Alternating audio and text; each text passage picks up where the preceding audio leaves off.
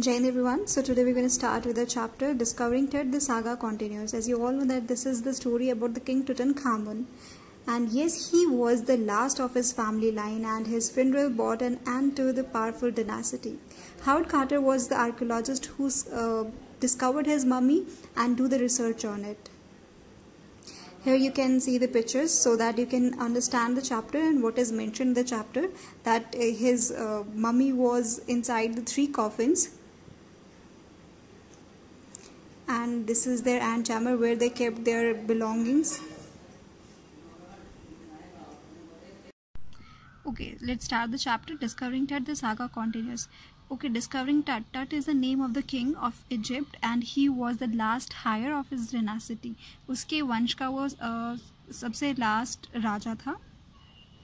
And the saga continuous. Saga मतलब जो story है वो अब भी चल रही है, उसके बारे में अब भी स्टडी किया जा रहा है. बेसिकली टट की जो मम्मी है, अब जब भी इजिप्ट की बात करेंगे तो आपके दिमाग में पिरामिड्स जो है, ममीज़, ये की इमेज आ जाती होगी. तो बेसिकली यही है कि टट की जो मम्मी है, जिस कॉफिन में उसको रखा गया था, उसको निकाला गया था और इसके बारे में स्टडी किया गया था.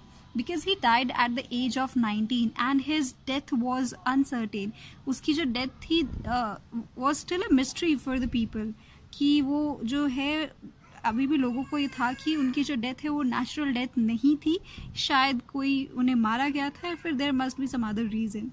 Okay, so this Discovering Tut, the saga continues, gives an insight into the mystery surrounding the life and the death of Tutankhamun. Firstly, please don't get confused with the names. Usually students have this problem. It's a very easy chapter and very interesting. So just take interest in it. Only then you can understand it better. तो ये जो भी story है ये हमें क्या बता रही है, एक मिस्ट्री है जो टुटनखामुन के डेथ के ऊपर है. ठीक है, उसकी डेथ कैसे हुई थी. And yes, Tutankhamun last teenager ruler of the powerful pharaoh dynasty. और जो टुटनखामुन थे वो उस टाइम के लास्ट रूलर थे जिन्होंने वहाँ पर राज किया था. And had ruled Egypt for centuries. जो उनके खानदान है जिन्होंने वहाँ पर इजिप्ट पे सेंचुरीज तक रूल किया था, वो उस डिनासिटी के लास्ट हायर थे, लास्ट रूलर थे, लास्ट किंग थे. Okay, he was the last of his family line and his funeral brought an end to the powerful dynasty.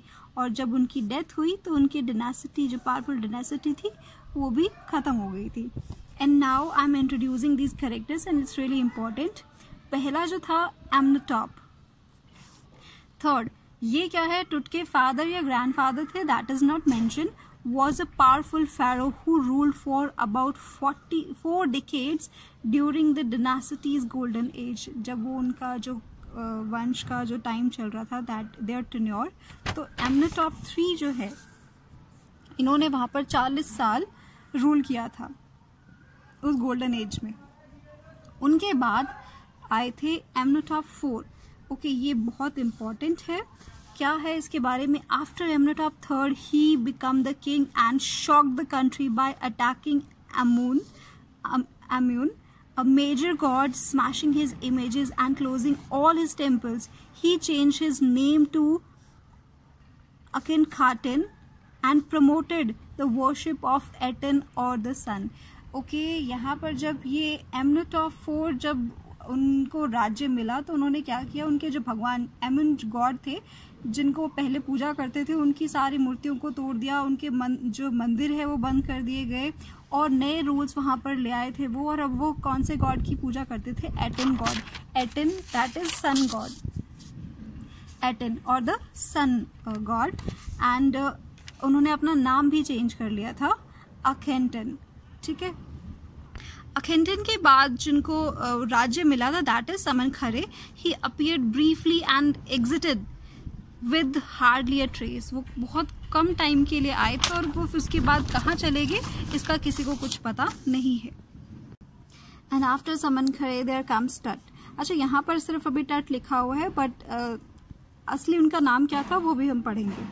When Tut took over, he changed his name from Tutkhaten to Tutankhamun. ये याद रखना, जो उसने Eton God की पूजा करने लगे थे तो उन्होंने अपना नाम चेंज कर लिया था. तो टुट का जो पहले जो नाम था वो क्या था, टुटनखाटेन. ओके, और उसके बाद जब वो राजा बना तो उसने he again change his name from Khaten to Tutankhamun. Khamun जो उनके पहले जो भगवान थे, and restore all the old ways, जो उनके पुराने तौर तरीके थे उनको वो वापस ले आया था, उनके पुराने भगवान को वापस ले आया था। And then he ruled for 9 years and then died mysteriously and unexpectedly. उसने 9 साल तक राज किया था, वो 9 साल की उम्र में राजा बन गया था और 18 साल की उम्र में उसकी डेथ हो गई थी। एंड उसकी जो डेथ थी that is still a mystery and a very unexpected incident for the people. Okay, now in order to unravel the mystery of his death, King Tut's mummy was scanned after 1000 years। अब उस जो mystery को के बारे में पता लगाने के लिए जो आर्कियोलॉजिस्ट थे, आर्कियोलॉजिस्ट क्या होते हैं, जो पुरानी हिस्ट्री के बारे में पढ़ते हैं, उन चीज़ों के बारे में पढ़ते हैं ताकि वो हिस्ट्री के बारे में पता लगा सके।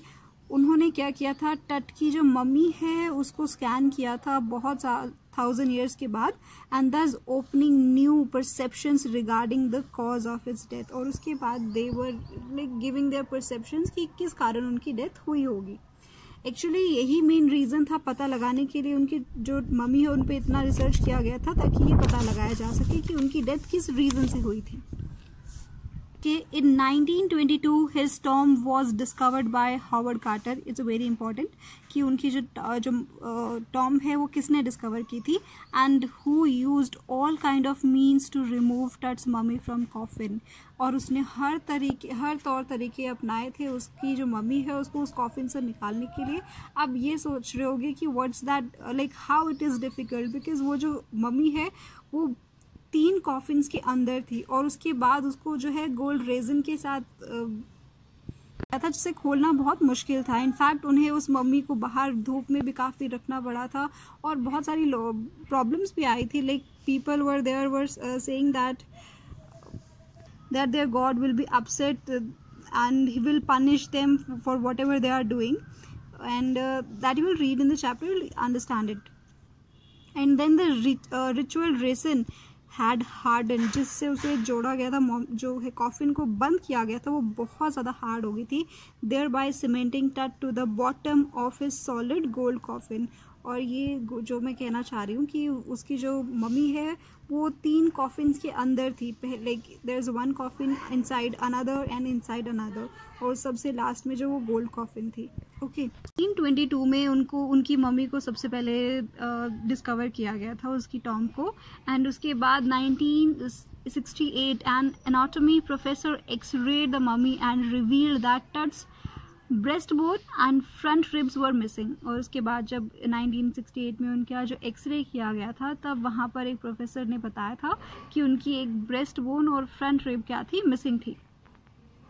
This fact gives us a clue that Tut is all likelihood did not die a natural death. ये सिर्फ इतना तो क्लू दे ही रहा था कि उनकी जो डेथ थी वो नेचुरल डेथ नहीं थी। टट्स मम्मी वॉज स्कैन्ड इन 2005 में फिर से स्कैन हुई थी अंडर द सुपरविजन ऑफ जाही हवस, secretary general of Egypt. Supreme tomography scan could not solve the mystery death of Tut but gave us clues for sure।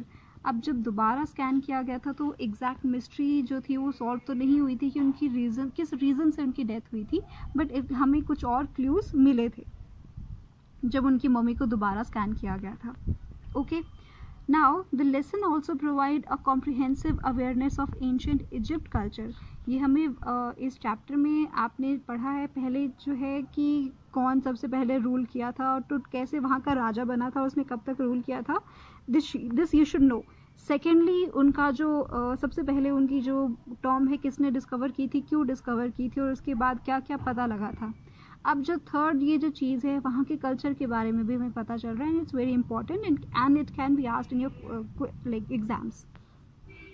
Okay, इस चैप्टर में हमें उनके इजिप्ट के कल्चर के बारे में पता चल रहा है। वो कल्चर क्या था, they believe that there was life after death, that is why the pharaoh were buried with tremendous amount of wealth including the things of the daily use। अब उनका क्या मानना था कि जो मरने के बाद भी एक ज़िंदगी होती है और वो जो जितने भी राजा होते थे उनकी डेथ के बाद उनके साथ बहुत सारा ख़जाना दबा देते थे और उनके डेली डेली यूज़ में जो आने वाली चीज़ें हैं उनको तक रखा जाता था, like their footwears, their wines, their eatable things, everything, gold, हर चीज़ उनके लिए वहाँ पर अवेलेबल होती थी, उनकी टॉम में उनके साथ बरिड की जाती थी, क्योंकि उनका जो मानना था ये था कि मरने के बाद उन्हें कोई प्रॉब्लम नहीं होगी, they will use those things, this is what they believe. Okay, daily things of daily use so that they could use them in their after death, ताकि वो उनको मरने के बाद भी यूज़ कर सके, this is their belief. And now okay, एक और इम्पॉर्टेंट चीज़ है जो आपको पता होनी चाहिए, आर्कियोलॉजी। आर्कियोलॉजी जो हमने पढ़ा था वो क्या होती है, the study of human history और prehistory by looking for the remains and objects left by people who lived long ago. बहुत पहले जो लोग थे उनकी चीज़ों को ढूंढना, उनके बारे में स्टडी करना और जिससे उनके कल्चर के बारे में पता लगाना, दैट इज़ आर्कियोलॉजी। अब एक और क्वेश्चन आएगा, that archaeology has changed by the time. Archaeology जो है बहुत समय के साथ बदल गई है, क्या बदलाव आया है उसमें? This is earlier it was focused more on treasure and less on cultural और हिस्टोरिकल एस्पेक्ट। पहले के जो लोग थे वो सिर्फ खजाना ढूंढने के लिए ज़्यादा फोकस करते थे। अगर आपने स्टोरीज भी पढ़ी होंगी, अली बाबा 40 चोर and many more. In fact Howard Carter ने भी वो जो है उसकी जो टॉम को डिस्कवर किया था, because he wanted to find that treasure with him. But अब क्या है, अब ट्रेजर ढूंढने के लिए लोग नहीं बल्कि कल्चरल और हिस्ट्रिकल एस्पेक्ट्स को जानने के लिए स्टडी करते हैं, पुरानी चीज़ों को, हिस्टोरिकल चीज़ों को। Okay, I hope this chapter is clear to you, like these three rulers, Amenhotep 3, Amenhotep 4 and what he did in his country. उसके बाद when he become the king, why he change his name, and like because he wanted to restore the old ways. Okay, then आता है आपका archaeology has changed by the time, how, and yes, what clues they get and how the technology get advanced by the time, ये भी पूछा जा सकता है।